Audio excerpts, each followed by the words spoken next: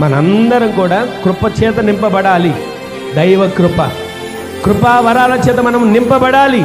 ఎంచుకొనదగిన దానికంటే ఎక్కువగా మనం ఎంచుకోక మనము దేవునిలో ఒదిగి జీవించేవారిగా మార్చబడుదుము గాక. క్రీస్తు శరీరం అనే సంఘములో అనేక అవయవాలుగా దేవుడు మనల్ని నిర్మించాడు. ఆయన శరీరంలో మనందరం అవయవాలం. చెయ్యి ఒక అవయవం, కాలు ఒక అవయవం, కన్ను ఒక అవయవం, గుండె ఒక అవయవం, లోపల ఉన్న నరాలు ఒక అవయవం.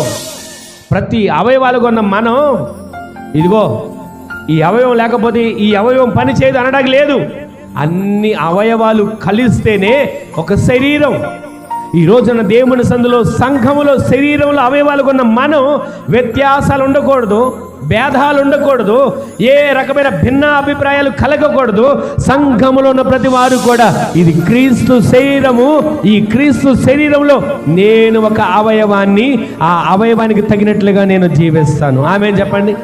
వేవేరు కృపావరాలు ఉన్నాయండి.